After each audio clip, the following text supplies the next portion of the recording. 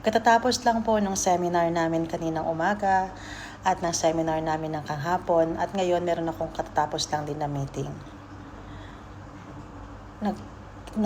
Napaiyak ako ng gusto, sobra. At natutuwa ako sa mga anak na nagpupunta sa seminars para sa mga magulang nila at ginagawa lahat ng paraan para lang makasama yung mga magulang. Minsan, itong isang customer very specific is, ang sabi niya, yung tatay ko po ay hindi ko totoong tatay, pero bibisahan ko siya. So, ginawan ko ng paraan. Sabi ko, ito yung gagawin natin, itong gagawin natin. Kaya lang po, walang ganito, walang PSA, walang birth certificate. Sabi ko, hindi. Pagpanata mo yan. Pag sinabi pagpanata mo, ipanalangin mo yan. I-church mo yan. Hanapin natin ang records niya. Hindi po alam ng tatay ko. Sabi ko, nandito ka na, tutulungan kita. Maganda ang purpose mo sa buhay. Sa oras na maganda ang purpose mo, ipanata mo yan at ipangako mo sa Ama na may gagawin kang isang bagay na makakatulong sa marami. Ibibigay niya yan sa'yo. Maniwala ka lang. Ang nakakatuwa po kasi ganito, hindi ko akalain na yung mga simpleng seminar na ginagawa ko para mag-share related sa visa, sa negosyo, sa pag-iingat dito sa United Arab Emirates, marami palang nababagong buhay. Marami palang natutulungan.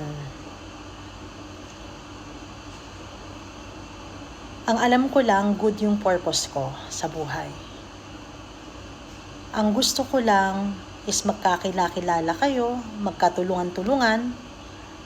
Ang gusto ko lang, mas makatulong sa maraming tao at pumunta sa tamang lugar at bumili ng legal na visa, wag na yung illegal. Ang gusto ko lang is maging maayos yung mga tao.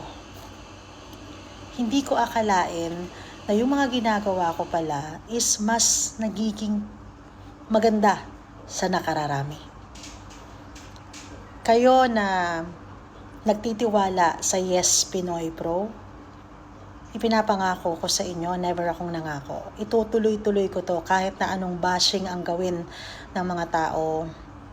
Kahit na ano pang nagtatawa sila, bakit may bayad pa yung seminar, bakit kailangan pang pumunta sa opisina, bakit kailangan pang mag-online, bakit kailangan pang makinig, bakit kailangan pang maupo ng 2 oras hanggang 3 oras, bakit may bayad pa yan.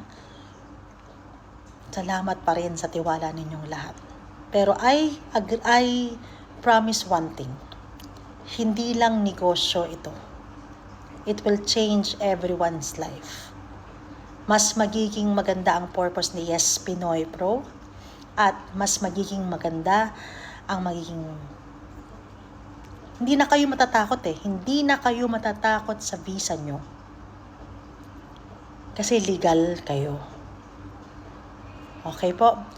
Paalala lang, ilang customer na po ang pumunta dito sa office namin dito sa Al-Qiyada Metro Station na nanggaling at sa nagpapanggap na Yes Pinoy Pro sa Al-Riga.